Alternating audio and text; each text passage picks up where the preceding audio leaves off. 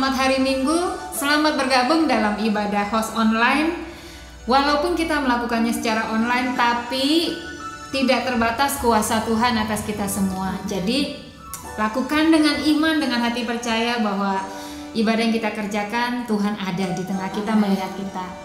Nah, ikuti seluruh kegiatan news yang ada di sepanjang minggu ini. Komsel diadakan setiap dari Senin sampai Sabtu, yaitu Senin dipimpin oleh Pastor Benny, Selasa oleh Mrs. Fanny, Rabu oleh Pastor Donitan, Kamis dipimpin oleh Pastor Jeffrey, Jumat ada 2 tempat, di Hillsdale dan City dipimpin oleh Pastor Villa, dan di Kempsey dipimpin oleh Mrs. Fanny.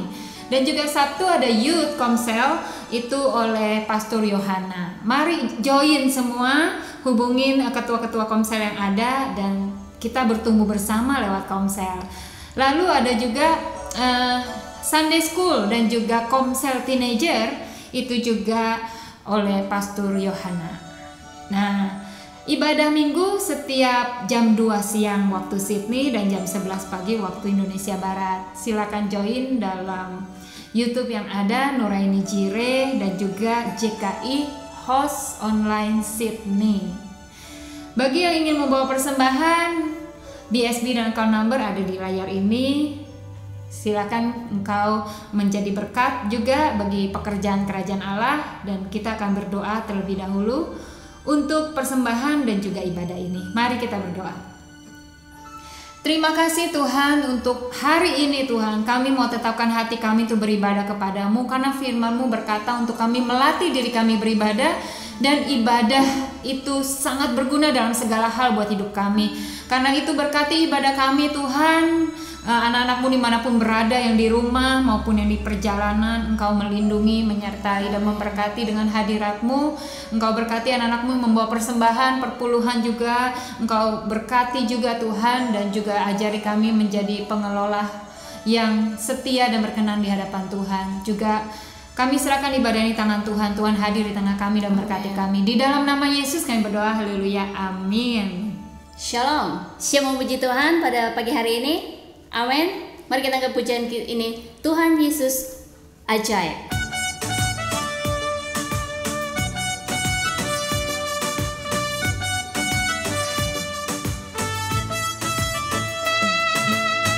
Tuhan kita yang memerintah, Dia Raja yang kuat dan perkasa.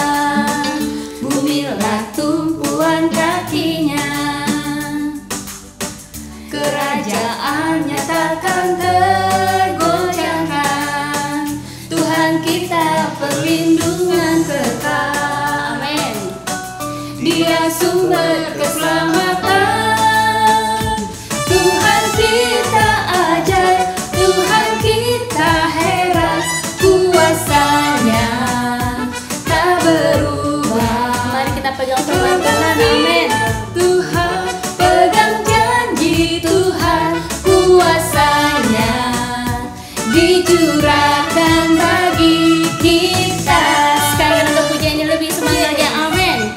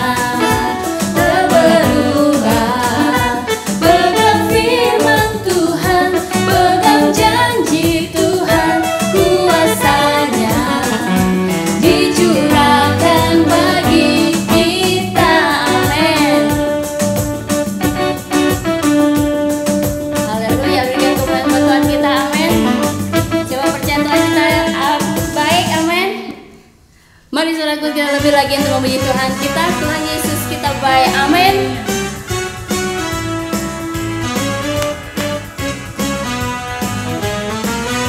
Haleluya, kita angkat pujian ini. Tiada berkesudahan, amin.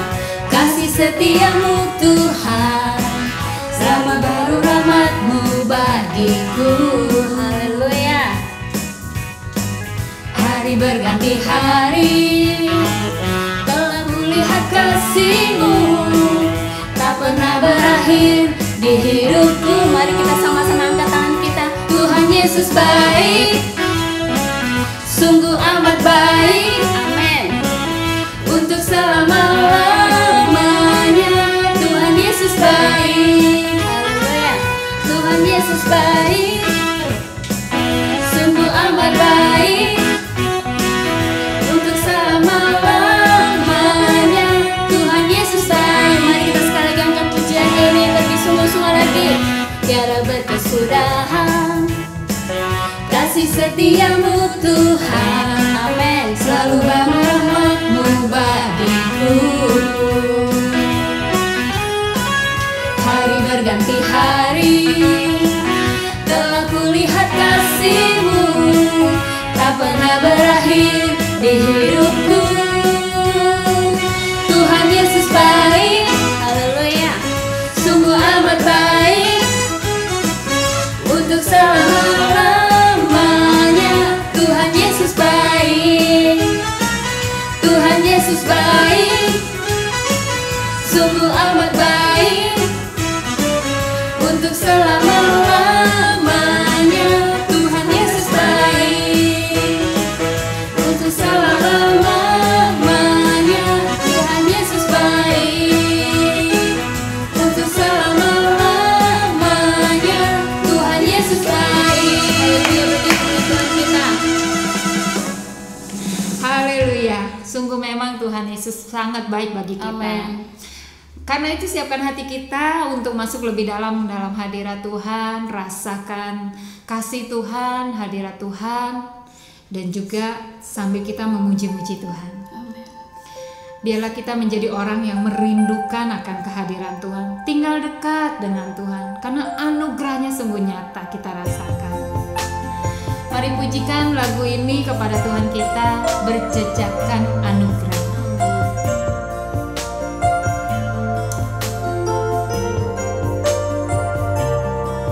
Berada di dalam hadirat-Mu.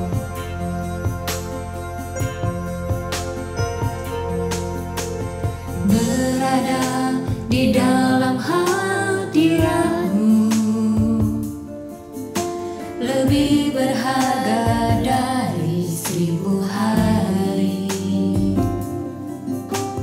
Berada di dalam hadirat-Mu,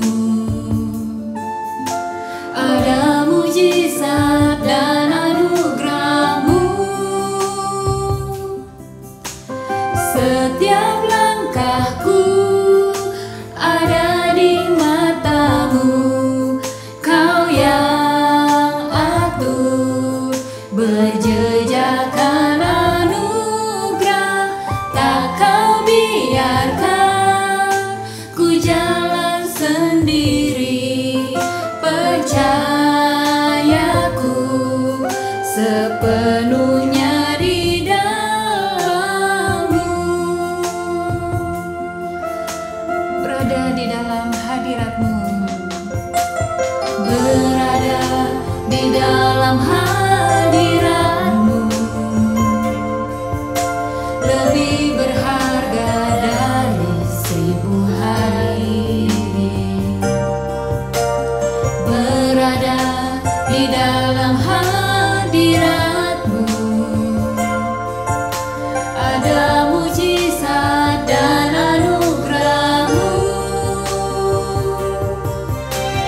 Setiap langkahku ada di mata-Mu, Kau yang atur berjejakkan anugerah. Tak Kau biarkan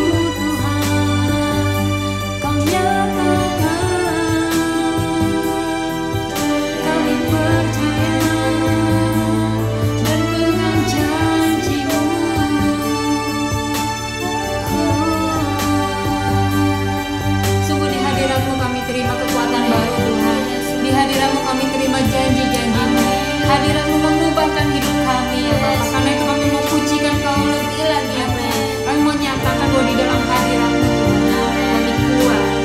Nyanyikan ini.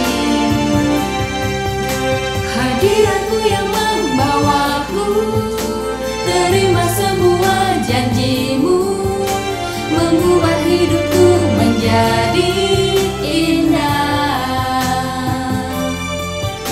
Hadirat-Mu yang menguatkan aku di dalam pengharapan, Yesus untuk selamanya hiduplah dalamku. Hadirat-Mu yang membawaku, terima semua janji-Mu, mengubah hidupku menjadi indah. Hadirat-Mu yang menguatkan aku di dalam pengharapan, Yesus untuk selamanya hiduplah dalamku. Sekali lagi. Hadirat-Mu yang membawaku, terima semua janji-Mu, mengubah hidupku menjadi indah. Hadirat-Mu yang menguatkan aku di dalam pengharapan, Yesus untuk selamanya hiduplah dalamku.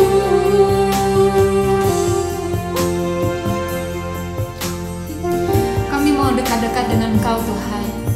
Kami mau Tuhan mencari wajah-Mu, masuk ke dalam hadirat-Mu ya Tuhan. Terima kasih Bapa. Kami siapkan hati kami untuk mendengar suara Tuhan, mendengar firman Tuhan, firman yang meneguhkan kami, menguatkan kami, dan mengingatkan kami untuk memegang janji-janji Allah. Terima kasih, berkati dan urapi hamba-Mu yang menyampaikan firman-Mu, kebenaran-Mu Tuhan. Biar mencelikan mata kami, memerdekakan kami, meneguhkan kami, dan mengajari kami jalan-jalan-Mu. Urapi dan berkati anak-anak-Mu yang mendengarkan firman-Mu dimanapun berada Tuhan. Engkau berkati kami, menyatu dengan Engkau ya Tuhan, mengerti akan isi hati-Mu, kehendak-Mu ya Bapa. Terima kasih. Di dalam nama Yesus kami sambut firman Tuhan. Haleluya. Amin.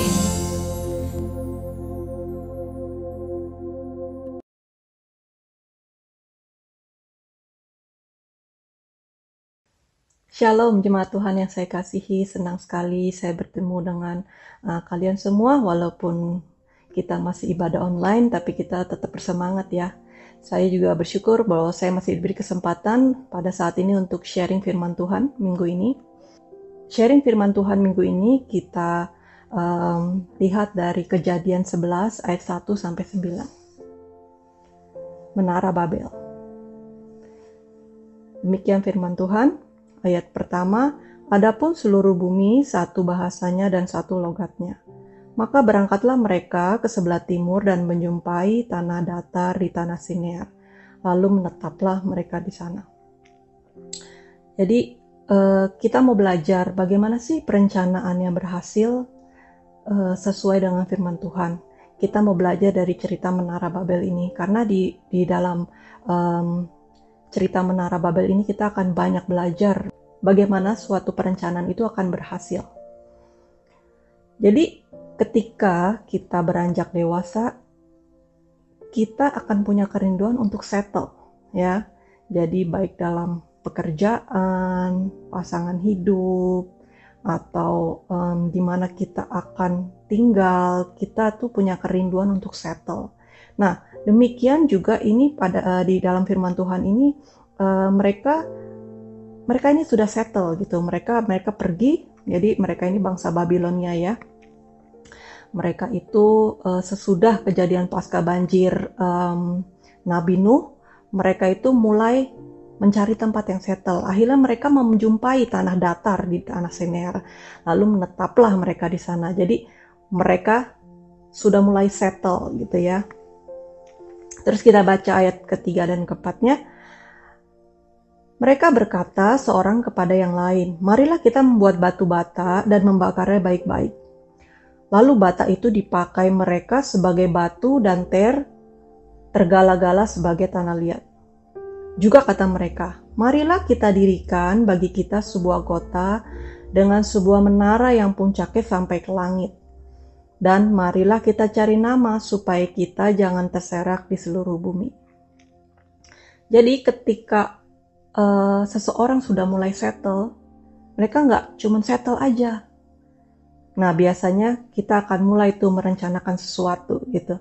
Merencanakan sesuatu, misalnya nih, kalau kita sudah dalam hubungan pria wanita ya, misalnya seseorang sudah bertemu dengan pasangan yang cocok, maka mereka mulai merencanakan step berikutnya apa, mungkin mereka membangun pernikahan gitu, supaya mereka bisa terus merencanakan kehidupan mereka. Seperti juga kalau misalnya kita sudah settle dengan keuangan kita, kita mulai menabung dan membuka modal, saya mengumpulkan modal untuk membuka usaha. Jadi ketika seorang sudah settle, mereka sudah melewati masa perjuangan mereka biasanya ya.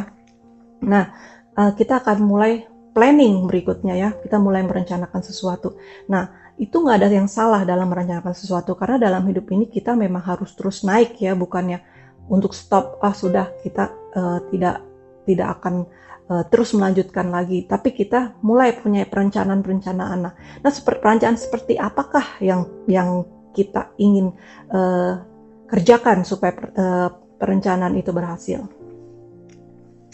Nah, perencanaan yang benar adalah selalu memuliakan Tuhan, ya.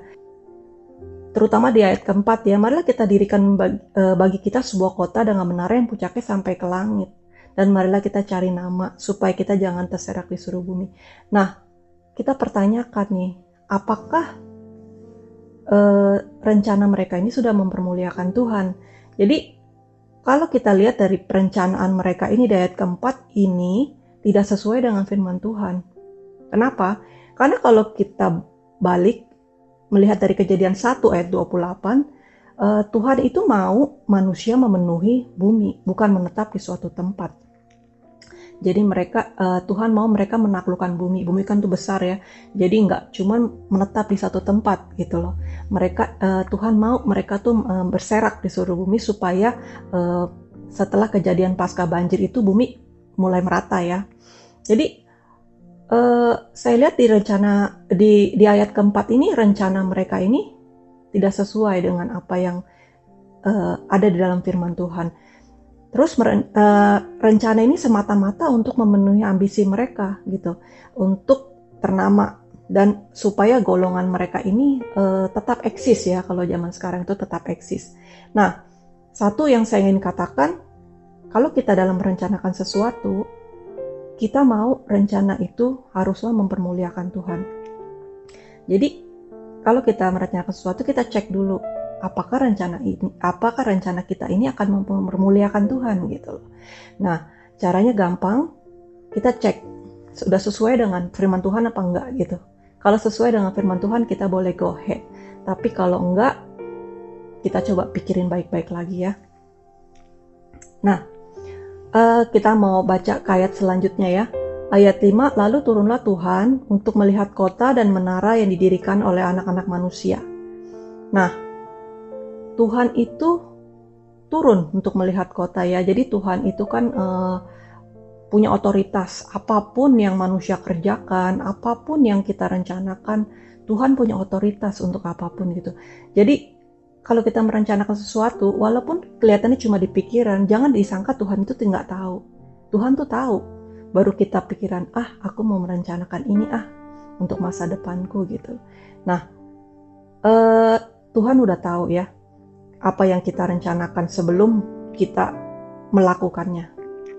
Nah, yang kita perlu tahu, Tuhan itu tertarik loh untuk melihat perencanaan kita ya. Walaupun kita tidak mengundang dan melibatkan Tuhan dalam perencanaan, Tuhan tetap tertarik sama rencana kita. Karena dia mengasihi kita ya, karena Tuhan tuh mengasihi anak-anak ya, tentu aja dia tuh tertarik. Jadi kalau saya punya anak nih, saya kan punya anak ya, jadi saya kalau dia punya rencana, aku mau ini, aku mau itu, saya lihat rencananya itu kira-kira membahayakan buat dia atau apakah sudah cukup buat dia untuk dia melakukan hal itu, jadi saya mau ikut campur gitu untuk urusan perencanaan itu, walaupun itu masih dalam rencana. Jadi yang kedua, kita mau belajar supaya perencanaan kita berhasil adalah undang Tuhan dan libatkan Tuhan dalam perencanaan kita. Kalau dilihat dari ayat 5 ini, mereka ini nggak mengundang Tuhan dan nggak melibatkan Tuhan, bahkan nggak Tuhan suruh lagi untuk bangun seperti ini gitu. Tapi Tuhan karena dia punya kerinduan, dia mengasihi anak-anaknya, dia melihat, dia turun ya kan, untuk melihat kota yang didirikan oleh anak-anak manusia itu. Mari kita baca ayat selanjutnya ya.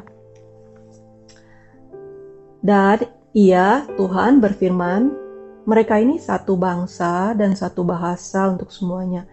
Ini barulah permulaan usaha mereka. Mulai dari sekarang juga apapun yang mereka rencanakan, tidak ada yang tidak akan terlaksana. Jadi Tuhan sendiri melihat apa yang direncanakan oleh bangsa Babilonia ini sepertinya akan terlaksana. Karena kenapa? Mereka punya satu kesatuan dan tujuan yang sama. Nah, kita mau ambil dari kunci dari supaya perencanaan kita yang berhasil gimana? Kita punya satu kesatuan. Ya, jadi kita punya kesatuan. Bagaimana sih punya kesatuan? Jadi kita punya kesatuan dengan orang-orang yang bisa mendukung kita ya. Jadi kita mau punya orang-orang di sekeliling kita yang bisa mendukung perencanaan kita ya. Jadi kita nggak bisa tuh misalnya kita mau merencanakan sesuatu, tapi kita tidak bersatu dengan orang-orang yang akan terlibat di dalamnya ya.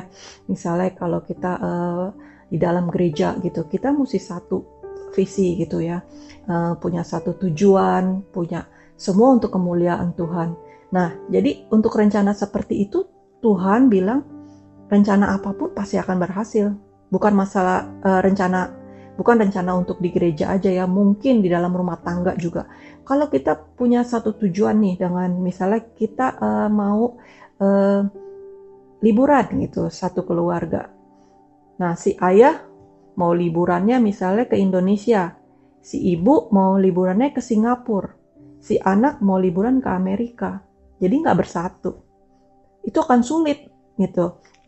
Jadi kalau kita melihat sebuah perencanaan yang berhasil adalah kalau kita bersatu di dalamnya ya.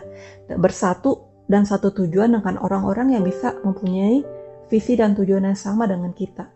Jadi kita mau belajar bagaimana gitu kita supaya kita punya perencanaan yang berhasil, kita temukan orang-orang yang bisa mendukung kita ya.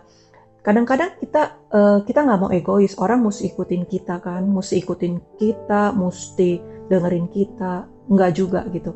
Tapi kalau kita hidup berdampingan dengan orang lain, kita juga harus menundukkan ego kita masing-masing supaya kita bisa saling mengenal gitu. Jadi kalau kita nggak ada perpecahan, itu pasti akan kuat. Apapun yang kita rencanakan pasti akan berhasil. Jadi kita sebentar lagi kita akan, ya mungkin kalau Tuhan mengizinkan, kita akan mengadakan Kids Fair ya. Jadi kita punya satu tujuan, kita meeting bersama. Mungkin ada perbedaan-perbedaan sedikit gitu. Ada perbedaan yang satu ingin begini, yang satu ingin begitu. Tapi kita akan temukan di mana sih titik temunya yang paling kita bisa terima satu sama lain gitu. Dan itu juga bukan untuk kepentingan masing-masing, untuk kepentingan bersama. Maka semua rencana yang kita rencanakan akan berhasil. Ini nggak cuman rencana dalam lingkup kecil, dalam lingkup besar pun akan berhasil. Karena firman Tuhan yang berkata, kita garis bawahin ya, mereka ini satu bangsa dan satu bahasa untuk semuanya. Jadi mereka ini satu. Mereka ini bersatu gitu. Jadi usaha permulaan mereka ini apapun yang mereka rencanakan, tidak ada yang tidak akan dapat terlaksana. Jadi kita pegang kuncinya ya, dari Tuhan sendiri yang berkata pasti akan terlaksana. Jadi walaupun kita tahu dalam rencana pembangunan Menara Babel ini mereka merencanakan yang salah gitu loh. Tapi Tuhan sendiri juga, wah kalau begini bisa berhasil nih gitu. Jadi Tuhan campur tangan. Kita baca di ayat selanjutnya ya. Ayat 7-9. Baiklah kita turun dan mengacau balaukan di sana bahasa mereka, sehingga mereka tidak mengerti lagi bahasa masing-masing. Ayat ke-8, demikianlah mereka diserahkan Tuhan dari situ ke seluruh bumi, dan mereka berhenti mendirikan kota itu. Itulah sebabnya sampai sekarang nama kota itu disebut Babel, karena disitulah dikacauwalakan Tuhan bahasa seluruh bumi, dan dari situlah mereka diserahkan Tuhan ke seluruh bumi. Jadi kalau kita baca ayat selanjutnya, Tuhan berhak menghancurkan rencana kita jika rencana itu tidak sesuai dengan rencananya. Jadi kita hati-hati apa yang kita rencanakan, apa yang kita mau bangun. Jangan sampai kita udah setengah jalan ataupun udah berkorban banyak gitu ya, tapi tidak sesuai dengan rencana Tuhan. Nah, kita mau belajar bagaimana sih supaya perencanaan kita yang berhasil. Nah, saya sudah sebutkan ya dari awal, perencanaan yang berhasil adalah satu, kita mempermuliakan Tuhan ya. Jadi kita boleh aja merencanakan, oh aku mau jadi orang kaya, aku mau berbisnis, aku mau ini. Nah, tujuannya apa? Untuk mempermuliakan Tuhan dengan harta kita, ya kan? Jadi dengan harta kita bisa mempermuliakan Tuhan. Bagaimana caranya kita bisa membantu orang lain? Kita bisa membangun rumah ibadat atau apa aja gitu, karena kita mau mempermuliakan Tuhan gitu. Tuhan, aku mau sehat, aku mau umur panjang karena aku mau melayani Tuhan gitu. Jadi segala sesuatu harusnya memuliakan Tuhan ya. Kedua, mengundang dan melibatkan Tuhan. Jadi kalau kita punya satu rencana, kita belajar untuk mengundang dan melibatkan Tuhan ya. Jadi mengundang dan melibatkan Tuhan adalah caranya setiap keputusan yang kita ambil, kita doakan, kita minta advice mungkin dari hamba Tuhan, kita juga belajar dari situ. Karena mengundang dan melibatkan Tuhan itu bukan satu kali aja gitu. Jadi setiap prosesnya itu kita tetap minta Tuhan setiap keputusan yang kita ambil. Yang ketiga, ya seperti saya bilang sebelumnya, saya sebutkan sebelumnya, karena kalau kita bersatu, Tuhan bilang rencana kita pasti akan berhasil, tidak dapat terlaksana. Nah, kita mulai bersatu dengan siapa? Bersatu dengan orang-orang yang mau terlibat dengan rencana kita. Ya kalau kita merencanakan pernikahan, ya tentu dengan pasangan kita gitu. Kita merencanakan rumah tangga yang seperti apa, kita bersatu dengan suami dengan istri, bersatu gitu. Jangan tiap hari berantem terus gitu. Jadi rencana kita untuk kedepannya, masa depan, membesarkan anak-anak, membuat anak-anak berhasil sampai hari tua bahagia, itu akan berantakan kalau kita nggak bersatu gitu. Kalaupun dan maksudnya bisa juga terpecah-pecah gitu kan. Apalagi sampai terpecah-pecah ya, bagaimana bisa merencanakan sesuatu yang baik buat anak-anak kalau kita nggak bisa bersatu. Ya seperti visi-visi yang sama pun kita melibatkan orang-orang yang ada di sekitar kita dengan bersatu. Jadi itu yang saya bisa sampaikan firman Tuhan hari ini. Semoga apapun yang kita kerjakan, apapun yang kita rencanakan, tentunya akan berhasil. Jadi kita nggak mau, kita mau belajar dari kegagalan Menara Babel ini ya. Sebab kalau kita sudah merencanakan sesuatu itu gagal di ujungnya, itu pasti nggak enak gitu. Jadi lebih baik kita persiapkan dari awal seperti apa, dari kita akan menikmati ujungnya gitu kalau kita juga akan berhasil. Demikian firman Tuhan. Tuhan Yesus memberkati. Terima kasih kepada hambanya Ibu Fani yang sudah share akan firman Tuhan yang begitu powerful dalam kehidupan kita. Saya percaya setiap firman Tuhan kalau kita terapkan dalam kehidupan kita pasti akan membangun kehidupan kita ya. Jadi kalau kita mau buat rencana yang sesuai dengan firman Tuhan, izinkan Tuhan, libatkan Tuhan dalam setiap rencana yang ada. Jangan jalan sendiri, tapi biar kita undang Tuhan, libatkan orang-orang juga yang punya hati yang sama, dan kita lihat rencana ini pasti akan membawa glory dan kemuliaan bagi nama Tuhan. Saudara, Ayo kita mau berdoa sekali lagi. Sekarang kita berdoa untuk situasi dan kondisi yang ada negara Indonesia, negara Australia yang saat ini sedang berjuang melawan COVID yang ada. Biar penanganannya Tuhan Yesus yang mengawali. Ya, kita berdoa. Bapa di surga, kami mengucap syukur Tuhan buat hari ini. Kami berdoa saat ini Tuhan untuk negara Indonesia, negara Australia Tuhan Yesus. Tuhan, tidak kebetulan Tuhan Yesus Engkau membawa kami Tuhan Yesus ke Australia Tuhan, dan kami mau berdoa Tuhan untuk negeri ini Tuhan Yesus. Biar Kau pakai Tuhan seluruh jajaran yang ada Tuhan, Perdana Menteri, seluruh premier yang ada Tuhan, semuanya Tuhan, orang-orang yang mengambil keputusan Tuhan Yesus untuk negara ini Tuhan. Kami mau berdoa biar keputusan yang mereka ambil Tuhan adalah keputusan yang datang daripada-Mu Tuhan Yesus. Tuhan, kami mau Tuhan biar negara ini Tuhan Yesus boleh melewati semua krisis yang ada dengan baik Tuhan Yesus. Dan kami berdoa Tuhan biar Australia Tuhan Yesus boleh berharap pada Engkau Tuhan, memandang pada Engkau Tuhan Yesus. Di dalam setiap masalah yang ada Tuhan, mereka boleh mencari Engkau Tuhan Yesus. Mereka boleh dengar-dengaran akan Kau Tuhan Yesus, sehingga keputusan yang diambil boleh sesuai dengan rencana-Mu Tuhan Yesus.